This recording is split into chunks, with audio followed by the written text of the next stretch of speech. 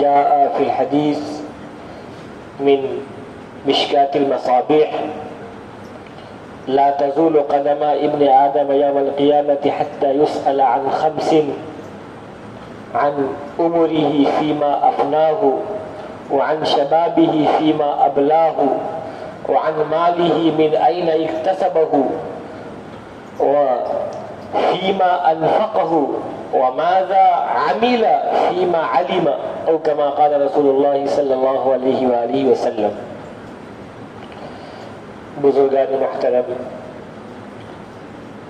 رمضان المبارک جیسا مقدس مہینہ گزر گیا اور اللہ تعالیٰ نے ہمیں یہ مہینہ عطا کیا تھا کہ ہم سب کے گناہوں کی معافی فرما دے، اور یقیناً ہم نے اس میں اللہ تعالیٰ سے پوری کوشش کیا کہ اللہ ہم سب کے گناہوں کو معاف فرما دے۔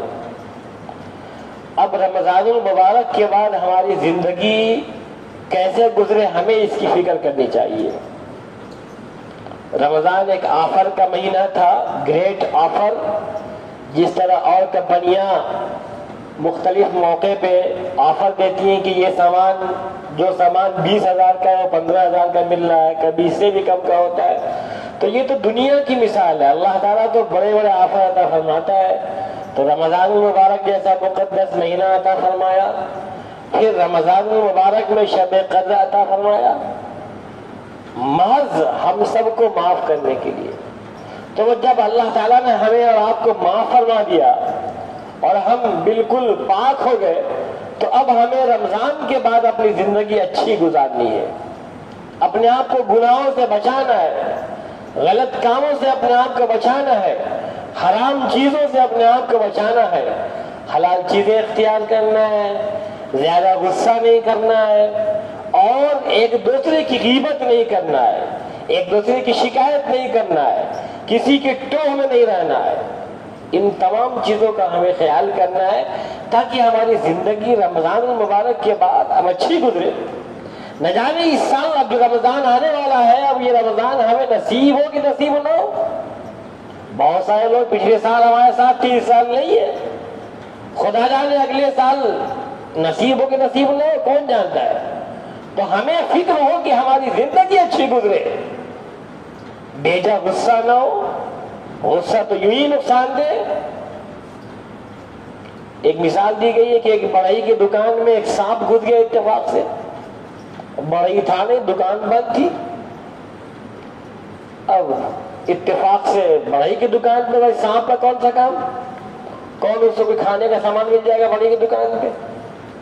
اب وہ سانپ اتفاق سے سامنے ایک آری دکھی، جھٹکے سے وہ آری ٹچ ہو گئی، ٹچ ہوئی تو سانپ کو معمولی سا ہلکا سا زخم آ گیا، ہلکا سا۔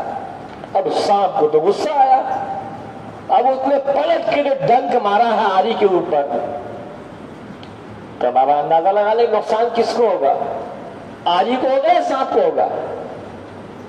اب اس کے بعد جو ڈنک مارا ہے تو نقصان سانپ ہی کا ہوا، سانپ کے منہ سے خون بے تحاشا بہنے لگا۔ تو اب سانپ اور غصہ ہو گیا اور اس نے مارے تیش کے آری کو پورا لپیٹ لیا اپنے پورے جسم سے، پوری طرح لپیٹ کے، چاہ کے خوب لپیٹ کے تیزی کے ساتھ دم گھونٹ کے اس کو مار دے۔ اب جیسے جیسے سانپ اپنے آپ کو لپیٹتا گیا آری کے کنارے اور پوری آری کو لپیٹ لیا، تو اب انجام کیا ہوگا؟ تھوڑی دیر کے بعد سانپی کی حالت خراب ہو گئی اور سانپ مر گیا۔ جب بڑھئی صبح کو آیا، دکان کھولا تو دیکھ رہا کہ سانپ مرا پڑا ہوا ہے۔ تو یہ بیجا غصے کا انجام ہوتا ہے۔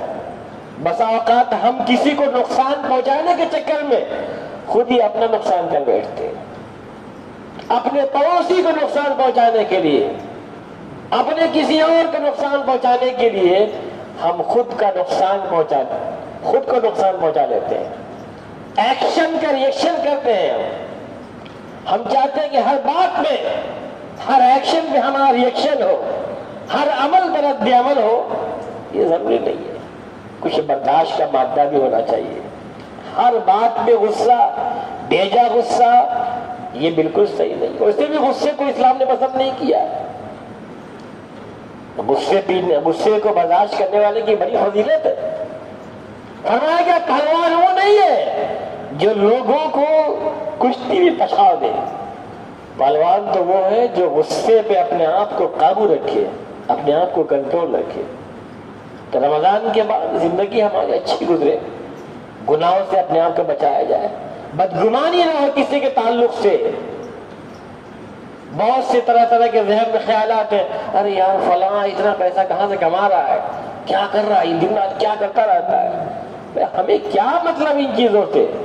اللہ اسے دے رہا ہے, وہ اپنا انتظام کر رہا ہے, وہ ذمہ دار ہے, خدا کے پاس اس کو جواب دینا ہوگا. اب بسا اوقات بدگمانی بہت بڑا گناہ ہو جاتا ہے. قرآن نے بھی سو کہا, لا تجتنبوا کثیرا من الظن ان بعض الظن اسم. بہت زیادہ جو ہے گمان کرنا اچھی بات نہیں ہے, بعض گمان گناہ ہوتے ہیں.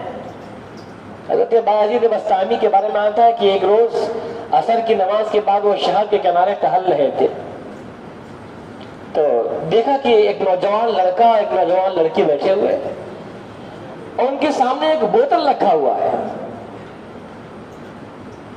تو انہیں خیال ہوا کہ لگتا ہے کہ یہ دونوں بدکاری کرنے کی نیت سے یہاں بیٹھے ہوئے, جب شام ڈھل جائے گی, رات ہو جائے گی, تو یہ زنا کریں گے, بدکاری کریں گے معاذ اللہ, اور یہ جو بوتل ہے اس میں شراب ہوگی, شراب پیئیں گے, بدکاری کریں گے. پھر کہتے ہیں باعزید بسطامی کے دل میں خیال آیا کہ چلو چل کے پوچھ ہی لیتے ہیں, ممکن ہے ان کی اصلاحی ہو جائے.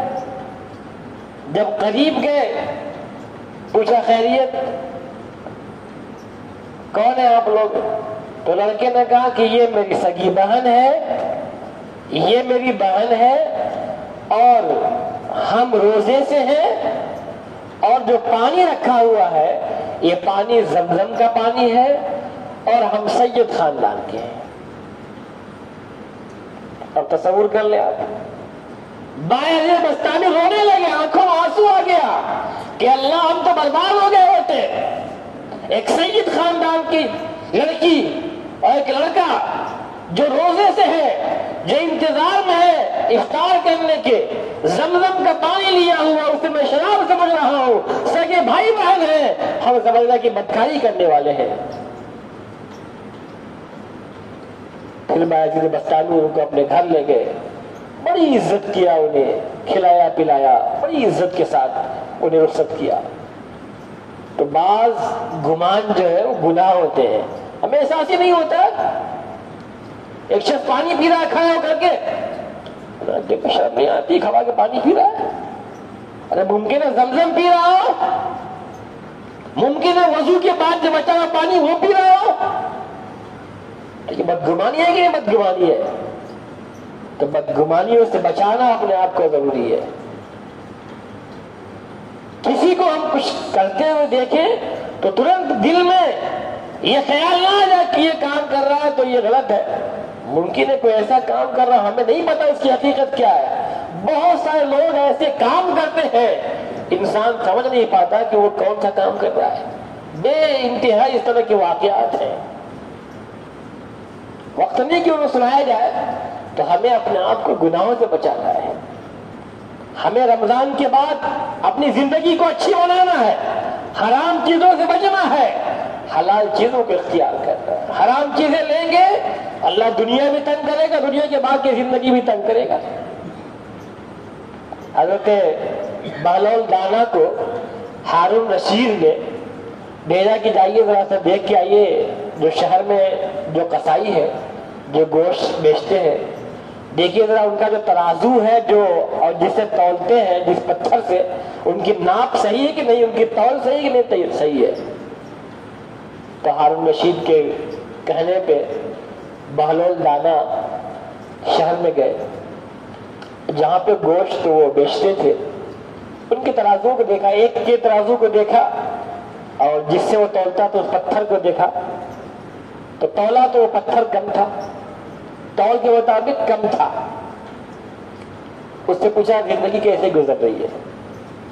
کہتا مت پوچھیے، زندگی کا حال تو یہ ہے کہ بڑا پریشان ہوں، دل کرتا ہے کہ اسی چھرے سے اپنے آپ کو پیٹ میں چھرا گھونپ دوں اور مر جاؤں۔ زندگی اتنی پریشانی کے ساتھ گزر رہی ہے۔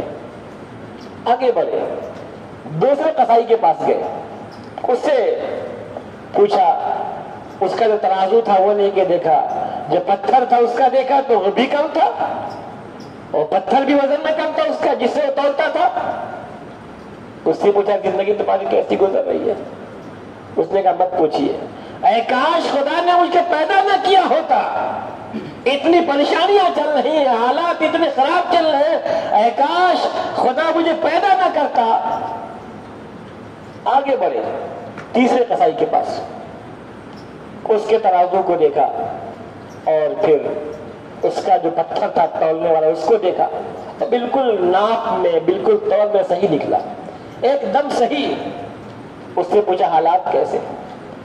کہنے لگا خدا کا شکر ہے، بہت اچھے حالات ہیں ماشاءاللہ، اللہ نے بہت کچھ عطا فرمایا ہے، زندگی بڑی اچھی گزر رہی ہے، اولاد بھی فرما بردار ہے، میری اولاد بھی نیک ہے، الحمدللہ سب کچھ اچھے سے چل رہا ہے۔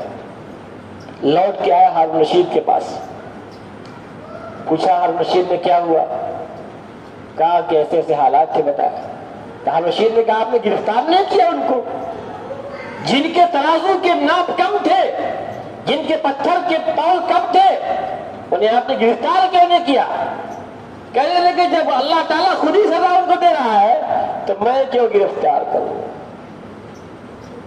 تو بسا اوقات ہم سوچتے نہیں ہیں، ایک طرف حرام کے چکر میں زندگی ہماری الجھ جاتی ہے، طرح طرح کے ٹینشن، طرح طرح کی بیماریاں، طرح طرح کے غم انسان کو گھیر لیتے ہیں، انسان سمجھ نہیں پاتا۔ حدیث پاک میں آتا ہے کہ قیامت کے دن انسان کے قدم اس وقت تک سے ہل نہیں سکیں گے حساب و کتاب کی جگہ سے، تب جب تک کہ اس سے 5 سوال نہ کر لیا جائے۔ نمبر 1 سوال یہ کہ اس نے زندگی کہاں گزاری، اپنی پوری زندگی کہاں گزاری، نمبر 1 سوال۔ نمبر 2 سوال، خاص کر کے جوانی کہاں گزاری۔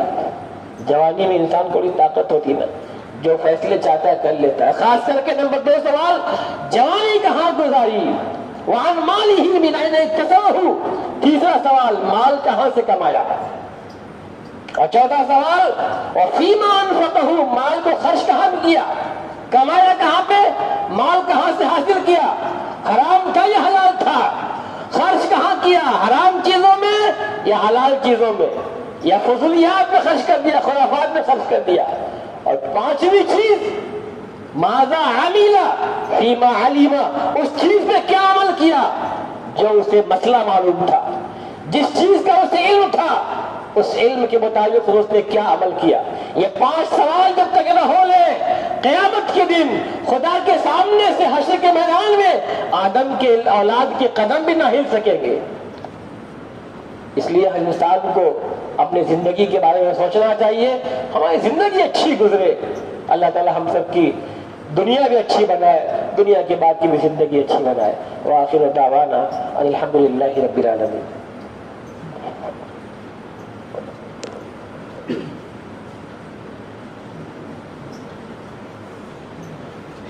اللہ اکبر اللہ